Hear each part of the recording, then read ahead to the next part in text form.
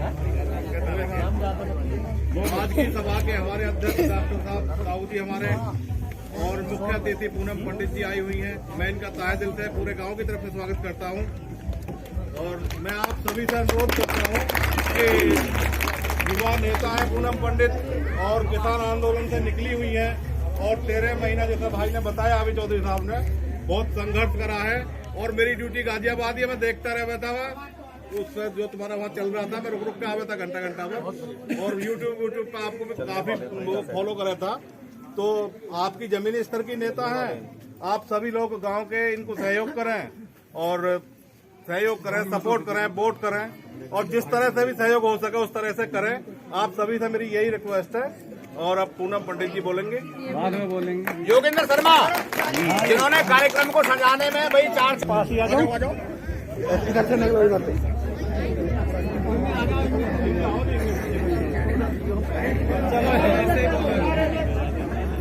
ना निकले जाओ, बोलो। करके बीज उजालों के हर घर घर में बोने आया। अब आस जगी है जन जन में कोई नई रोशनी पाने की, सब मिलकर प्रयास करें बदले तस्वीर जमाने की।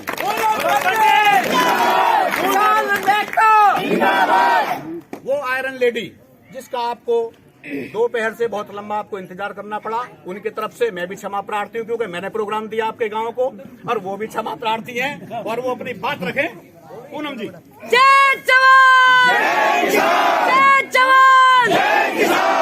सबसे पहले तो मैं माफी चाहती हूँ कान पकड़ करके, क्योंकि रोड है ना बड़ी खराब है। क्या करूँ मैं, देर करती नहीं देर हो जाती है क्योंकि विधानसभा स्याना में हूँ और वो भी उत्तर प्रदेश वाली में हूँ। तो आप समझ सकते हो कि सड़कें कितनी खराब है, सिस्टम कितने खराब है, व्यवस्थाएं कितनी खराब है, क्योंकि आप मुझसे ज्यादा स्याना विधानसभा में रहे हो।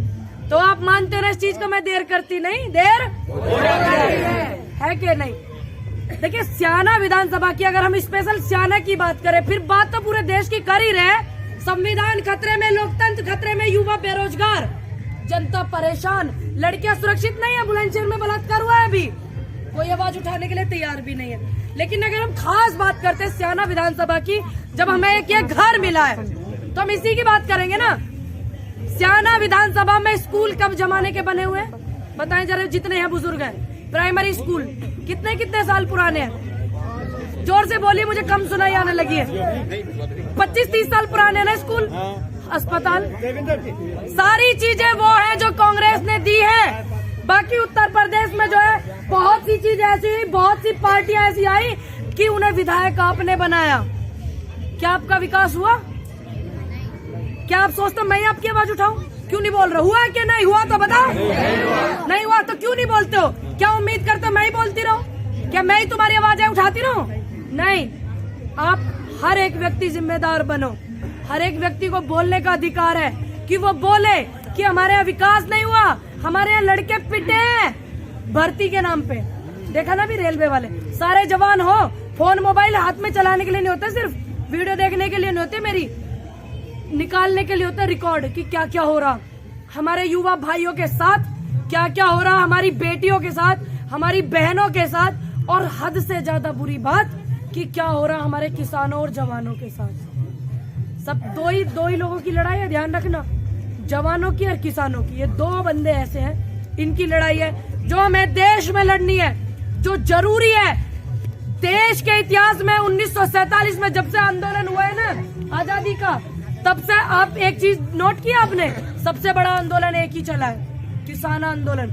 अगर हम उसी चीज को जात वात में बांट देते, आप सारी चीजें क्यों नहीं देखते हो कि तुम्हारी पार्टी का राष्ट्रीय अध्यक्ष कौन है, तुम्हारी पार्टी के राष्ट्रीय अध्यक्ष ने देश को क्या दिया, तुम्हारी पार्टी ने क्या दिया। फिर आप कैंडिडेट को देखो, फिर ये देखो कि आपकी आवाज कौन उठा रहा है, मजदूरों की आवाज कौन उठा रहा है, कांग्रेस, हमारे राष्ट्रीय अध्यक्ष।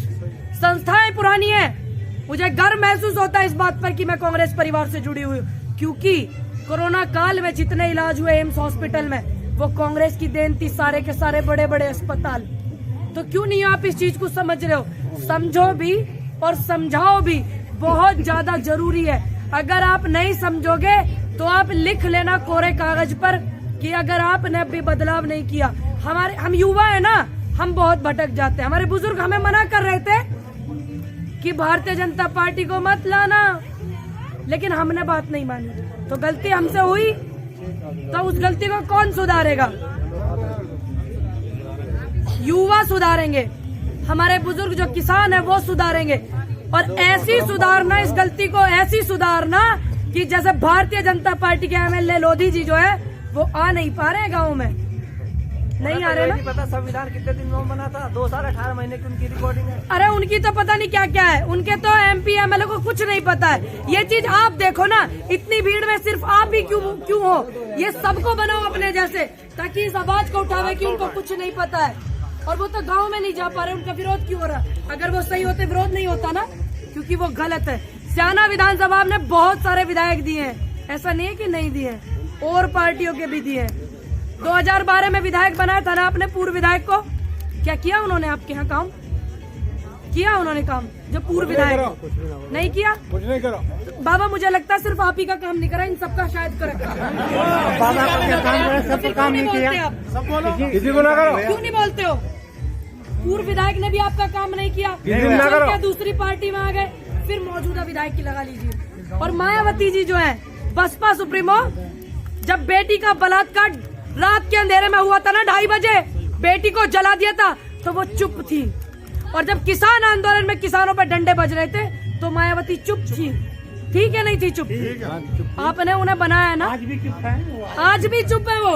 और आप देख लेना उनकी सीट आएंगी वो कैसे गोल घूम जाएंगी, ये भी आप देख लेना। वो आपके साथ कभी नहीं थी। किसानों पे डंडे बजे, लड़कों पे डंडे बजे, क्या बोली मायावती जी? नहीं, सिर्फ उनको 2 शब्द बोलने आते हैं कांग्रेस के खिलाफ, जब मुंह खोलेंगे कांग्रेस के खिलाफ। लेकिन वो ये नहीं बताती कि उन्होंने क्या किया। क्या आपको लगता है कि वो कुछ बेहतर करेंगी? अब अगर वो बेहतर करती तो एक दौर चला था उनका भी, और हम जैसे युवा उनको देख करके सीख लेते थे कि देखो बेटी है, औरत है, लड़की है। हम जैसे युवा सोचते थे हमें भी इनकी तरह बनना। लेकिन अब जब से किसान आंदोलन चला, उन्होंने जो चुप्पी साधी है देश के अन्नदाता के प्रति, वो बिल्कुल नकार दिया उन्होंने कि मैं वोट के लायक नहीं हूँ, मायावती जी को वोट मत दीजिएगा, ये देखना। और जिनसे आप पहले खर्च करा लोगे ना, ये भी आप नोट कर लेना, जिनसे आप पहले पैसे खर्च करा लोगे खाने पीने में, घूमने फिरने में, तो वो विकास की उनसे आप उम्मीद भी मत करना, वो विकास नहीं करेंगे। मर्जी आपकी है कि आप विकास कराएं या पहले 2-2, 4-4 हजार रुपए में जो लेते फिर रहे वो करें। तो वो इच्छा आपकी है, वो इन युवाओं की है, महिलाओं की है। और आपकी हिस्सेदारी 50% है, कान खोलकर सुनना। आप अपने आप को हल्का मत समझना। 50% की हिस्सेदारी महिलाओं की है देश के अंदर, और बाकी 50% वो है जिन्हें आपने जन्म दिया है और जिनको आप देने वाली आने वाले समय में। तो एकजुट होकर के अपनी ताकत को भी पहचानो। जो शिक्षा मित्र होती हैं, उन्होंने सिर तक मुंडवाए अपने, कितनियों ने आत्महत्या की। क्या बोली मायावती जी? क्या बोले अखिलेश जी? नहीं बोले, केवल राहुल गांधी बोले थे ना राहुल जी, प्रियंका जी बोली, कांग्रेस ही बोले। धरने प्रदर्शन हो रहे हैं महंगाई के खिलाफ। कोई पार्टी क्यों नहीं धरना कर रही? सिर्फ कांग्रेस के। आए दिन कांग्रेस धरना करती है। तो आप समझो, देश की उस पुरानी पार्टी को गायब किया जा रहा है देश से, जो आपके बुजुर्गों ने सींचा है, जिसने देश को आजादी दिलाई है, जो उनकी विचारधारा से बनी हुई पार्टी है। लेकिन ये मेरा भरोसा है, मेरा विश्वास है कि भारत देश का नाम और आसमान से अगर बर्फ सफेद गिरेगी तो कांग्रेस पार्टी तब तक इस देश में रहेगी। प्रियंका गांधी, प्रियंका गांधी, जय जवान, जय जवान। धन्यवाद पंडित जी। हमारे बीच में हमारे